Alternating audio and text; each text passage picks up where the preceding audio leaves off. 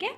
तो आज हम हमारी पोइम करेंगे dust of snow, Robert Frost द्वारा। ठीक है, तो देखो इस पोइम में पोइट बताना चाहते हैं कि कोई छोटा सा इंसिडेंट भी कई बार महत्वपूर्ण हो सकता है। ठीक है, छोटा सा इंसिडेंट कैसे इम्पोर्टेंट हो सकता है वो हम इस पोइम में देखेंगे। ठीक है, पोइम की शुरुआत में हमारी जो पोइट हैं वो काफ़ी ज़्यादा अपसेट थे, ठीक है, उदास थे, और वो एक हेमलॉक ट्री के नीचे बैठे हुए थे।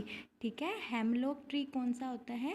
ये एक पॉइजनस ट्री होता है, जहरीला पेड़ होता है। ठीक है, और इस पे छोटे छोटे फूल भी लगे होते हैं, लेकिन इन फूलों की खुशबू बिल्कुल भी अच्छी नहीं होती। ठीक है, और ये जो पेड़ है वो स्नो से कवर है, पूरा का पूरा स्नो से ढका हुआ है। ठीक है, इस पेड़ के नीचे पोइट बैठे हैं, उदास हैं, और क्या है कि इस हेमलॉक ट्री पर एक कौवा बैठा हुआ था। ठीक है, अब कौवा क्या करता है, वो एकदम से फड़फड़ा कर वहाँ से उड़ जाता है। ठीक है, उड़ जाता है, जिस वजह से पेड़ यानी हमारी हेमलॉक ट्री की पत्तियाँ हिलती हैं, टहनियाँ हिलती हैं, और टहनियों के पत्तों पर जो भी स्नो थी वो उसके कुछ पार्टिकल पेड़ से गिरकर पोइट के ऊपर गिर जाते हैं। ठीक है, पोइट नीचे बैठा था और ऊपर से कौवा उड़ता है, पत्ते हिलते हैं, तो पूरी की पूरी स्नो हमारे पोइट पर गिर जाती है। ठीक है, ये जो स्नो का ठंडा सा एहसास था, इससे जो पोइट है उनका मूड एकदम से खुशनुमा हो जाता है, यानी वो उदास से खुश हो जाते हैं। ठीक है,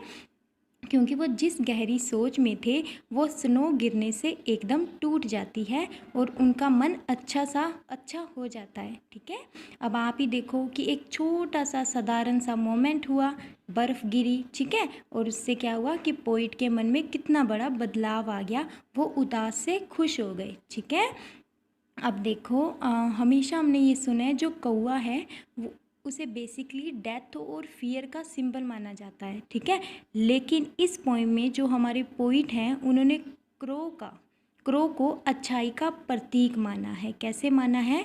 क्योंकि जैसे कौवा उड़ता है तो उसकी वजह से स्नो गिरती है, स्नो गिरने से उस इंसान का मूड अच्छा हो जाता है। ठीक है बेटा, देखो इन रियलिटी भी कई बार ऐसा हो जाता है कि हम दुखी होते हैं, बिल्कुल ना उम्मीद हो जाते हैं, होपलेस हो जाते हैं, जैसे अब कुछ अच्छा होने वाला नहीं है, हम सोचने लगते हैं जैसे सब रास्ते बंद हो गए हैं। ठीक है, लेकिन फिर भी कुछ ना कुछ ऐसा हो जाता है जिससे हमारे जो दुख होते हैं वो कम हो जाते हैं, या कह लो बिल्कुल ख़त्म हो जाते हैं, वो सुख में बदल जाते हैं। ठीक है, तो हमेशा ये याद रखना कि हमारी थोड़ी सी हेल्प, ठीक है, हमारी इनडायरेक्टली भी अगर हम काइंडनेस या हेल्प दिखाते हैं किसी को, तो उससे हमारी पूरी की पूरी किसी की पूरी लाइफ बदल सकती है। ठीक है, यानी हमारी थोड़ी सी हेल्प और काइंडनेस किसी भी दूसरे इंसान की ज़िंदगी बदल सकती है। ठीक है, आई होप तुम्हें ये पोइम अच्छे से समझ आ गई होगी।